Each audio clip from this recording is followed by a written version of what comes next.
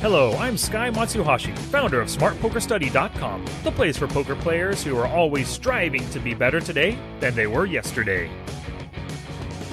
Poker people, episode 102 was a good one, even if I do say so myself. I concluded my MED series on blind stealing, and I cover the consequences of stealing more often, but I also helped you turn those into benefits. Hey, poker people, what a week it's been. I've been receiving so many emails from all of you that has kept me super busy plugging away at the keyboard, and thanks for contacting me. I really appreciate it. You are the reason that I do what I do, so thanks for that support and for your listenership. Keep on telling your friends, please.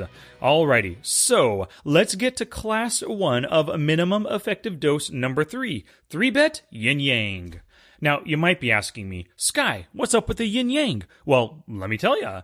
You've all seen the Yin Yang symbol before. It's that tear-shaped, black and white, kind of intertwined tear-shaped symbol, circular. And so, according to personaltao.com, the yin yang is two halves that together complete wholeness. Yin and yang are also the starting point for change. When something is whole, by definition is unchanging and complete. So, when you split something into two halves, yin, yang, it upsets the equilibrium of wholeness. This starts both halves chasing after each other as they seek a new balance with each other. So, as I was thinking about this MED, it occurred to me that there really are two very important parts to 3-betting, and understanding only half, it's just not a complete viewpoint of 3-betting. And those two different halves are making 3-bets and defending against them. So, like I just said, they're two halves of a whole. You can't really study, or I shouldn't say you can't, you shouldn't study making 3-bets without also diving into defending against 3-bets. So going a little further with this, when it comes to making 3-bets, you can either make them for value or as a bluff. There's another yin-yang for you, two dueling halves within the idea of making 3-bets. The same holds true for defending against 3-bets. Are you defending versus a bluff 3-bet or maybe a value 3-bet? So that's what the yin-yang for 3-betting is. It's understanding both important halves of this very important part of the game of poker. So I had to plan out all the classes for this third MED, and I made a super huge list, and I believe I broke it up into logical classes. So in class number 1 today, I'll get into the essentials of 3-betting. We'll talk about what 3-bets are and why you might choose to 3-bet instead of just calling or folding. I'll dive into having a reason for your 3-bet, and hint, there's really only 2 reasons for it. And I'll discuss the major considerations before you make or defend versus a 3-bet. Plus, I'll give you a seriously easy way to start studying your 3-bet hands and some things to look for as you do so. And in Class 2 next week, we'll go into value 3-bets by discussing ranges, bet sizing, and even we'll dive into break-even math, of course. When we talk about bet sizing, can't leave out the math. We'll also do some 3-bet positional analysis as well, and then we'll also talk about the most important statistics to keep within your HUD, and of course in your pop-ups too, and these statistics will help you in your 3-bet decisions. I'll also talk about one of my favorite learning concepts called mastery versus overload, and how you should be applying this to your poker studies. And in Class 3 the following week, I'll dive into 3-bet bluffs and semi-bluffs. Yep, there's a slight difference there. It's basically just the cards that you're doing your bluffs with. I'll get into squeeze plays as well as specific 3-bet pot stats that will be useful to you. And I'll hit upon the importance of having a reason for every button click you make, and why your 3-bet reasoning is crucial to your success. With the 3-bets. And in the final class, number 4, in 3 weeks from now, I'll pull together what we learned about making 3-bets and use that to develop your 3-bet defense game. To hopefully its incredible potential. We're going to make you strong 3-bet defenders here. So, as you can tell, there is a ton to discuss within this minimum effective dose number 3. There may even be a class number 5 because there's so much, but that remains to be seen. I have each of the classes planned, but I haven't actually, recorded the podcast yet, so I just don't know how long they'll be. If any one of them ends up being too long, I might cut it in half and release it as 2 different podcasts. Makes kind of a logical separation there and do that. But anyway, make sure you hit the show notes page for everything I discussed today, along with screenshots and links, and you can go to www.smartpokerstudy.com/pod104 to see the show notes. While you're there, you can sign up for the weekly boost for exclusive poker strategy direct to that inbox of yours. Okay, it's time to do it. Ganbatte!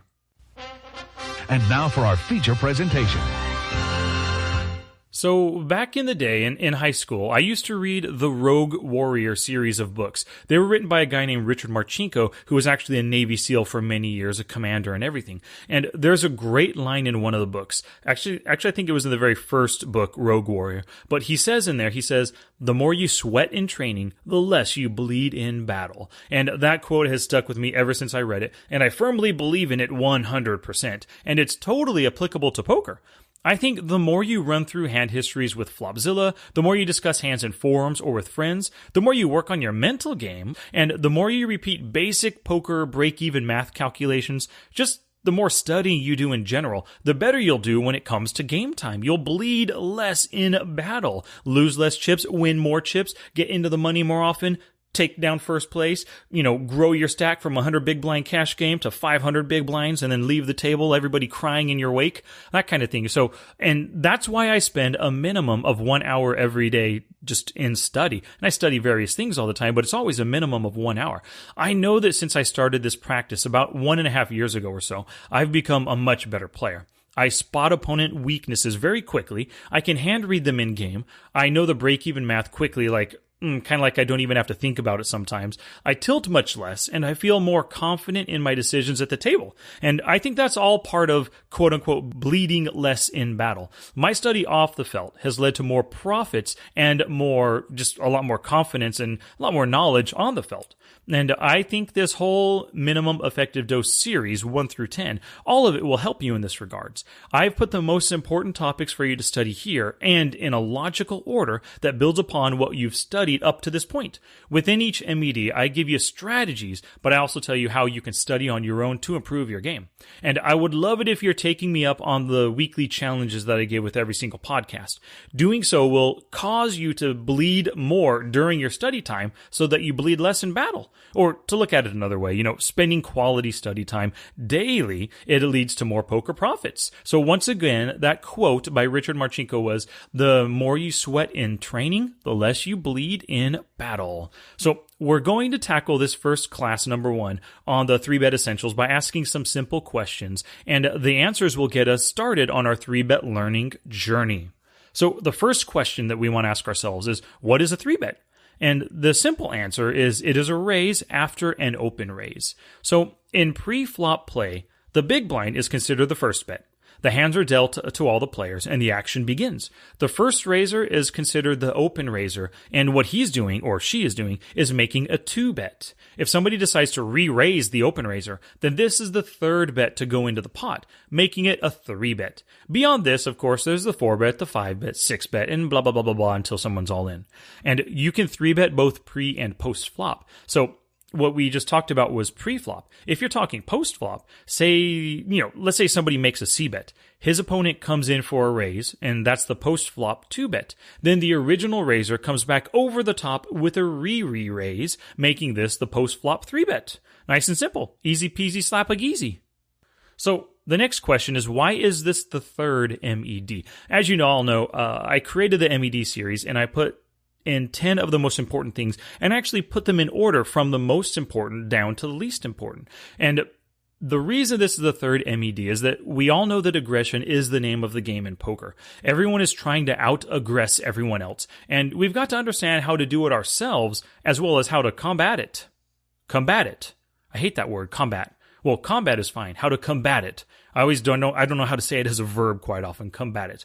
So the initial raise, the 2-bet, is a part of almost every hand played. So that was covered in MED number 1 when we discussed pre-flop opening theory. And some of those opens are necessarily steals because we open from a later position with weaker hands so that we can steal blinds and antes.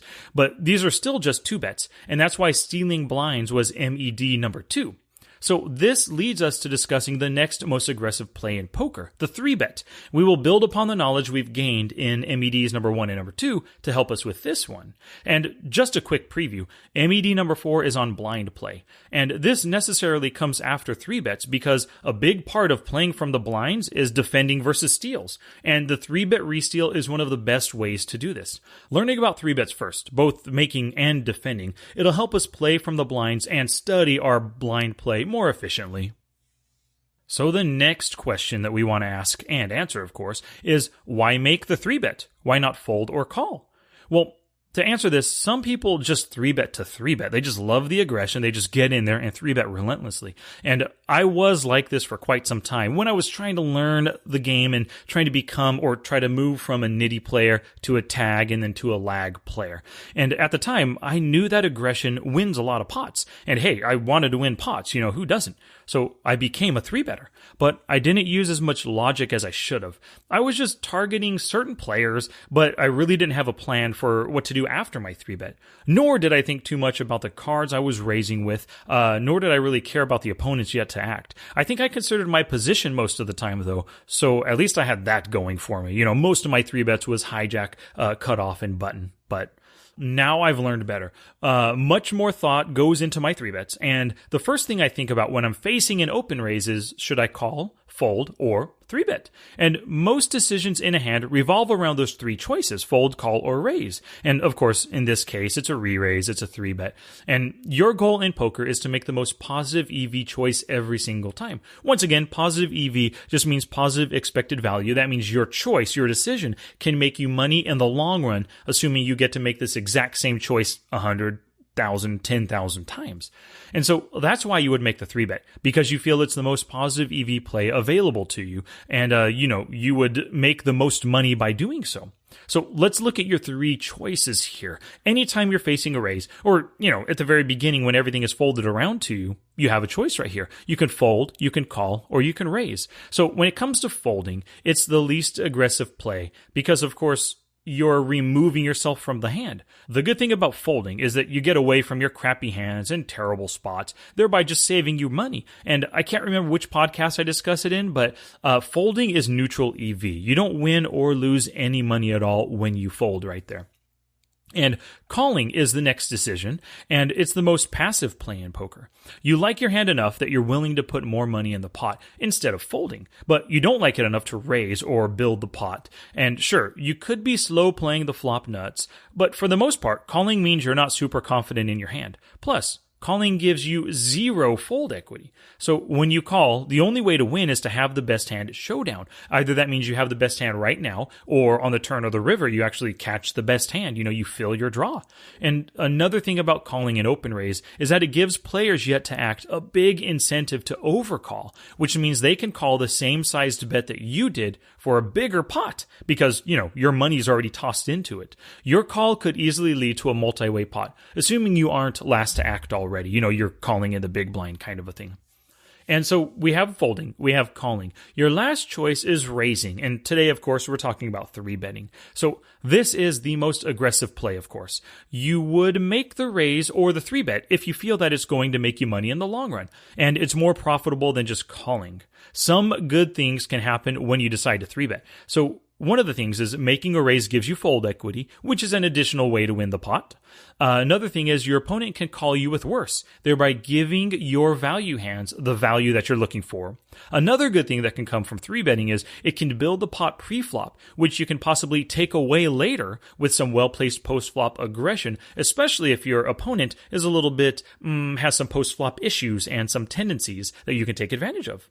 And the last reason that we might want to 3-bet, or some of the good things that can happen when you 3-bet, is that you develop an aggressive, laggy image, and your future value bets can be paid off more frequently by these unbelieving opponents. They see you 3-betting so often, they think you can't have it every time, and then suddenly you wake up 3-bet with aces or kings, they 4-bet, you 5-bet, they say, screw this guy, they 6-bet shove and get in with your pocket, or their pocket queens versus your kings. Great, you just took this fool's stack. But, that's some of the good things that can happen when you 3-bet.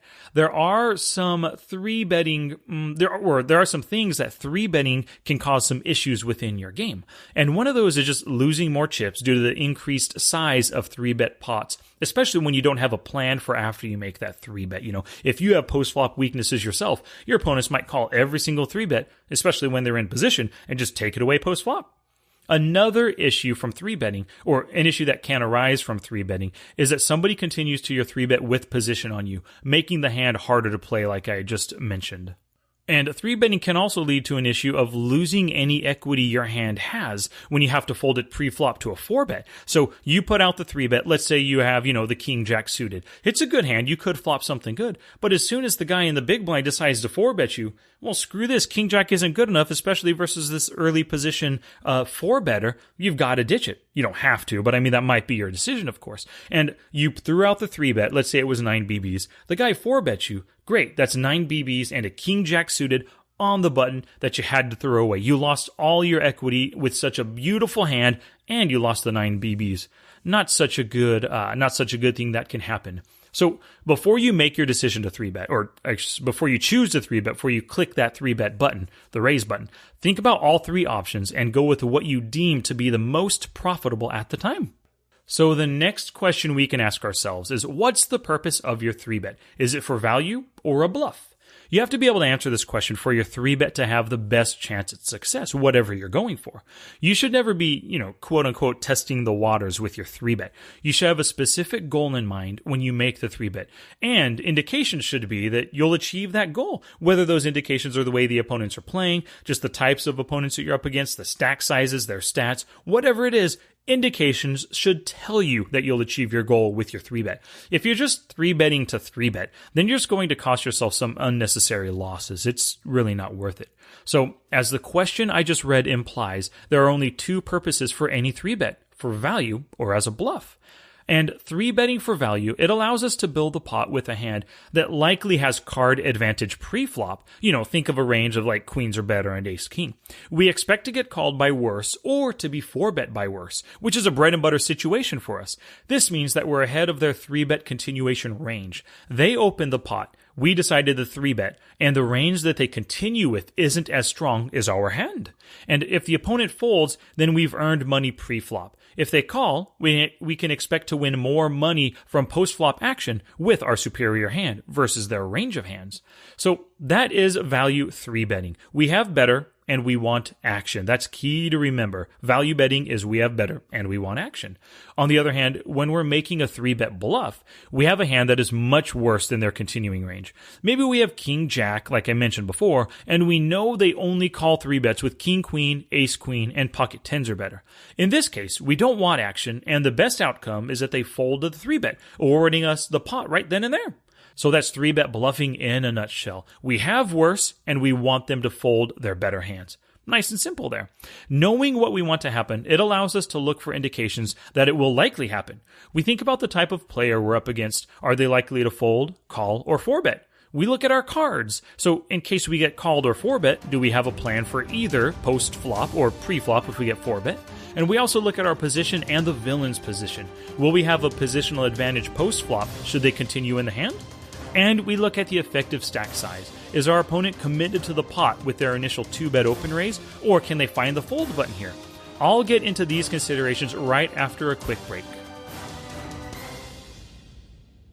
Let me tell you about Habwin.com. Habwin, Habwin.com. Do you like online poker? What if you could win prizes at zero cost? That's right, zero cost to you. With Habwin, you can play free, exclusive $100 free rolls on Party Poker and BWin. Check out our winter free rolls every Sunday at 8 p.m. Central European Time. Jump at the opportunity to win extra cash completely for free. Register now at www.habwin.com/free rolls and start the fun. Once again, that's www.habwin.com/free rolls.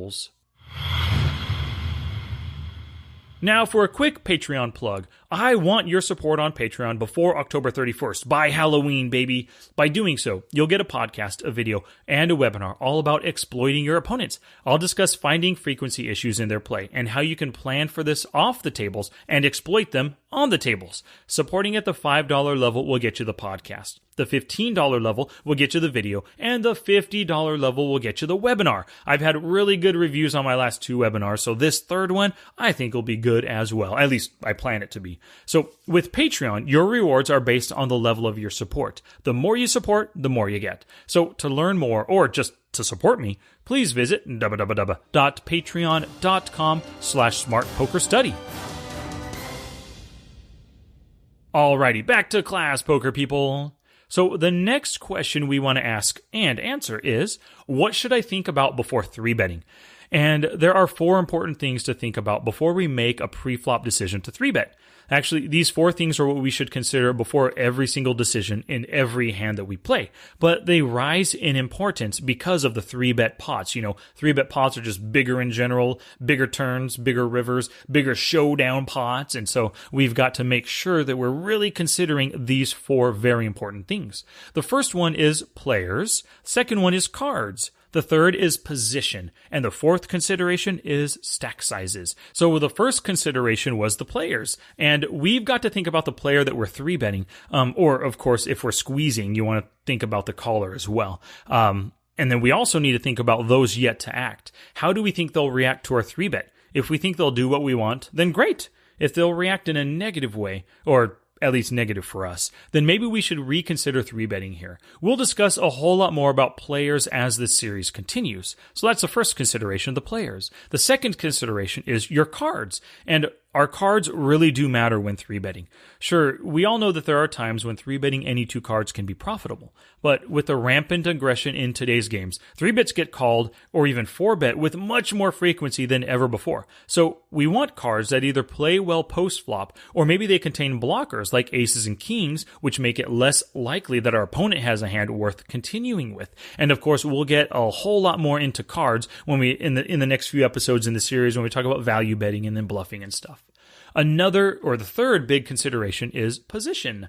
Like I discussed back in episode 102, 2 episodes ago, when I discussed the 3 advantages, this one in particular, positional advantage. Poker's all about position, position, position. When you 3-bet in position, you're more likely to gain the folds that you're looking for, as well as you've got a huge advantage post-flop. If you 3-bet out of position, you are knowingly giving your opponent positional advantage over you. Be careful before you click that raise button if you're doing so out of position. You should be very sure that your opponent is going to respond as you would like them to. And the fourth consideration is stack sizes. So number 1 was the players. Number 2 was the cards, your cards in particular. Number 3 is the position. And the fourth consideration is stack sizes. So the effective stack size will help you determine if your opponent is capable of finding the fold button or not. Versus a short stack cash game player, they are more likely to 4-bet shove their stack than to open fold away 3 big blinds, open fold 10% of their stack. Same holds true for short stack MTT play. When a 12 big blind player opens to 2.5 big blinds, they often find it tough to lay down their hand versus a 3-bet when laying the hand down leaves them with a stack of less than 10 big blinds. At the opposite end of the spectrum, if you're in a cash game or find yourself in an MTT where you and villain both have 200 big blinds, you guys are super deep, then your 3-bet can eventually lead to a 4-bet pot, depending on the action from here on out, flop, turn, and river action. Be aware of this and treat these large pot situations with the respect that they deserve. We'll get more into stack sizes and 3-bet pot considerations as this series continues. Alrighty, it's time to talk about some 3-bet studying. And none of the info I discussed today will do you any good if you don't start using it at the tables or in your study sessions. You can study 3-bets more by watching training videos and reading articles, looking at blogs, and that kind of thing. Trust me when I say there's thousands out there on every poker training site and blog. It is such an important topic that every coach discusses it. Every student has questions about it. So there's a billion things out there regarding 3-bets. You can also hit up your PokerTracker 4 database and start going through your 3-bet hands. All you have to do is run a very simple filter within the actions and opportunities pre-flop section. Go to pre-flop raises and turn on raised pre-flop any 3-bet. Voila! Your hands are filtered for spots where you made the 3-bet. And I recommend, as I always do with my reports, I always start off by grouping them by position. And let me do so right now. Let me take a look at my own PokerTracker 4 database. And it looks like, it doesn't look like, I can see right there on the screen, I'm actually losing money on the button in 3-bet pots over a pretty good sample size here. It's not a lot of money, but it's definitely worth looking into. Altogether in 3-bet pots, I'm at 366 big blinds per 100 hands in profitability, and that's great. But my button profitability is a negative number, and that's no good. I'll have to do some digging here, but being down on the button, in 3-bet pots. That could be because I'm taking too many 3-betting spots without thinking them through. Maybe I'm 3-betting under the gun openers too frequently because, they have a stronger range, so maybe I shouldn't 3-bet them as liberally as I do. Or maybe I'm just choosing too many poor cards that can't withstand a 4-bet, or maybe they perform poorly on the flop when I get called. Or maybe I'm just getting called a lot and folding to flop donk bets or flop check raises. I don't know. This is something I got to look into. In 3-bet pots, I should be making better decisions, so I should be positive over a large sample. So a negative button, big blind per 100 in 3-bet pots kind of worries me. So I'm going to have to do some digging there. And I just mentioned a few things, but there are so many things to look into, and you should be doing the same kind of thing as you examine your 3-bet hands. I would recommend running the filter, then hitting the hands by position, like I said. Start with the button and go through all the hands there. While you go through each hand, think about why you made the 3-bet. Was it for value, as a bluff, or maybe for apparently no reason at all? Maybe it was just an aggressive spew at the time. Maybe you were tilting. I mean, if it was a long time ago, you might not remember. But at least thinking about this will help, start churning the wheels in your head regarding 3-bets and making sure they're for value or for bluffs. You need to assign a reason for your 3-bet as you're reviewing your hands. Then you actually go through and review the hand while keeping in mind the 4 considerations I discussed today. And those were the players involved, the cards you're dealt, the position of those involved, and the stack sizes. You need to come to one of 2 conclusions as you evaluate each and every hand. Number 1, hopefully this is the one that the conclusion that you come up with most of the time. The reason for your 3-bet was valid based on all available evidence, so it was a positive EV play. But the other conclusion that you might come up with, conclusion number 2, is you bet for the wrong reason, and your 3-bet was a negative EV play. Challenge! Here's my challenge to you for this episode. I just told you how, so study your 3-bet hands for 1 hour every day over the next week. Decide if your 3-bet was for value or a bluff, then determine if you made the correct play or not. Remember, value 3-bets want action, and bluff 3-bets want to end the hand. Did you get what you wanted? Or did you even know what you wanted when you made the 3-bet? I want you to post questionable hands in a forum or in the Smart Poker Study Facebook group and get some opinions from others. If I see any 3-bet related hands posted there, I'll be sure to respond. Also, watch some 3-bet training videos from your favorite coaches or your favorite training site. Just pick a few there, Learn some other ways to think about 3-bet pots by listening and watching others. Now it's your turn to take action and Scooby-Dooby-Doo something positive for your poker game. Now get it on.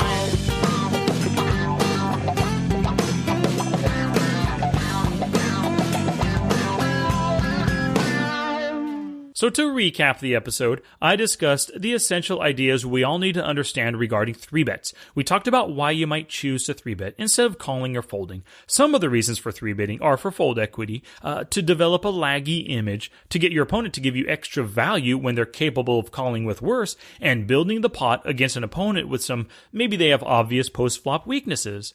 I also discussed the only 2 reasons we 3-bet, for value or as a bluff. You shouldn't be testing the waters with a 3-bet. Know your goal, and you should be reasonably sure your 3-bet will result in that goal.